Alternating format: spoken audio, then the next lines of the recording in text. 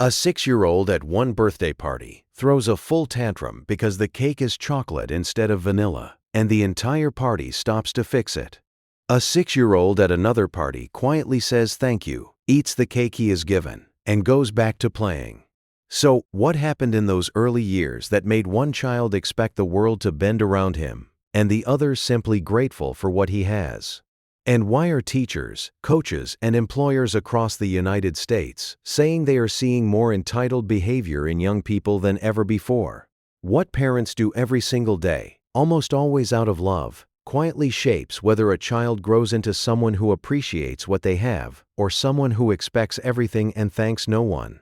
Some of these habits look like devoted, generous parenting on the surface. By the end of this video, you will understand the 6 habits that most reliably raise an entitled child and why so many parents fall into them without ever realizing what they are teaching.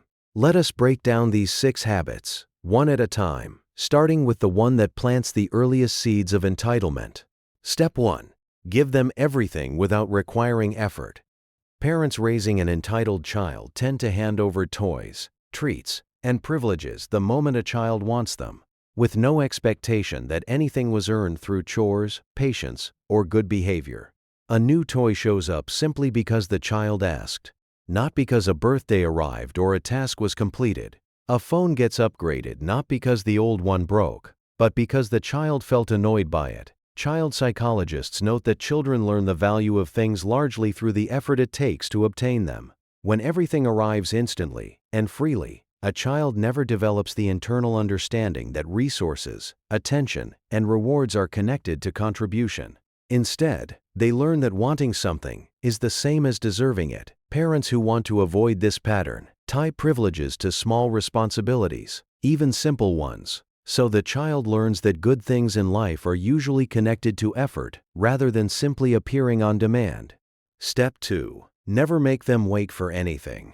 In many households, the moment a child expresses a want, whether it is a snack, an activity, or attention, a parent drops everything to provide it immediately. This trains a child to expect instant gratification in every part of life. Researchers who study self-control have found that the ability to wait for something, even briefly, is one of the strongest predictors of long-term success and emotional regulation. A child who never practices waiting never builds that mental muscle. As they grow older, ordinary delays, such as a line at a store or a friend who is busy, start to feel like personal injustices rather than normal parts of life.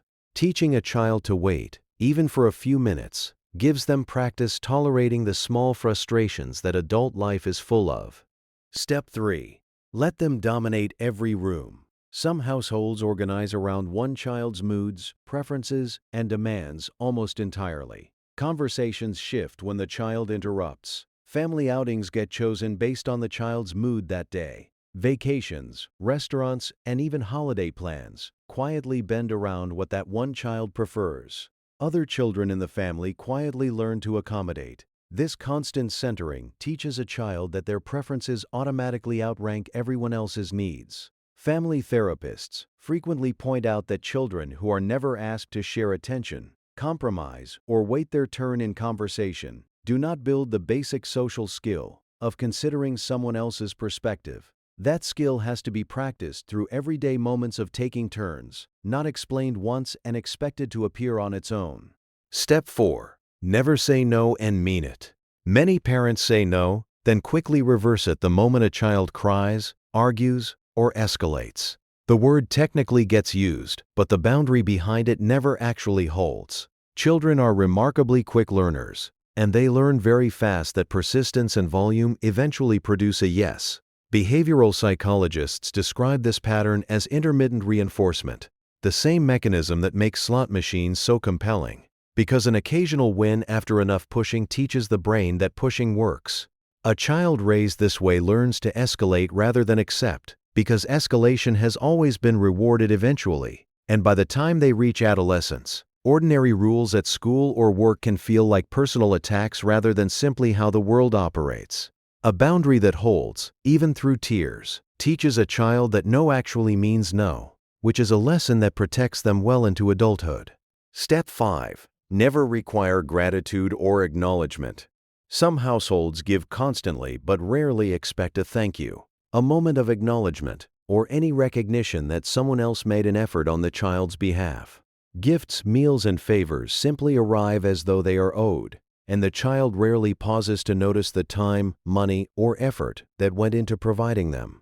Psychologists who study gratitude note that appreciation is a learned habit, not an automatic instinct, and that children who are never gently required to notice and acknowledge what others do for them do not develop the habit of noticing it later either.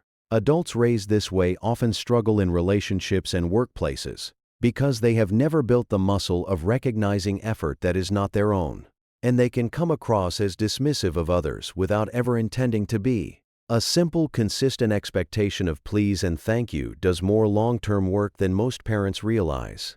Step 6. Let tantrums and demands consistently win. When a child melts down in public or at home, some parents give in simply to end the noise and discomfort as quickly as possible. This is deeply understandable in the moment, but it teaches a child that big emotional displays are an effective tool for getting what they want. Child development specialists explain that children repeat whatever behavior reliably produces results. If tantrums produce candy, screens, or attention, tantrums will continue, and they often escalate in intensity as the child grows, since bigger reactions are needed to achieve the same result over time. Holding steady through a tantrum, without giving in to the demand behind it, is uncomfortable in the short term, but teaches a lesson that simply giving in to the noise never can.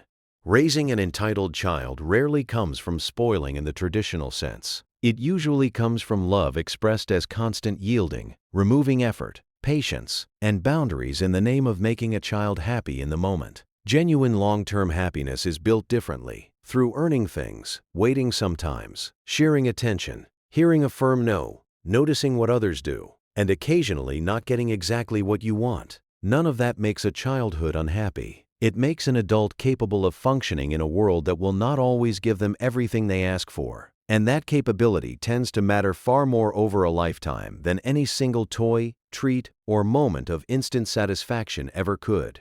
If any of these 6 patterns sound familiar, there is no need to feel guilty. Nearly every parent falls into a few of them without meaning to, because saying yes is simply easier than holding a boundary in the moment, especially at the end of a long day. Small, consistent changes over time can shift these patterns meaningfully. Tie privileges to effort. Practice waiting together. Share attention deliberately. Let no mean no, even through tears. Expect gratitude gently, but consistently. And hold steady through the tantrums, because what feels like the harder choice today is usually the kinder one for who your child becomes tomorrow. Which of these 6 patterns do you recognize in your own household? Share the number below. In the next video, we look at how to reset entitled behavior once it has already taken hold. Subscribe so you do not miss it.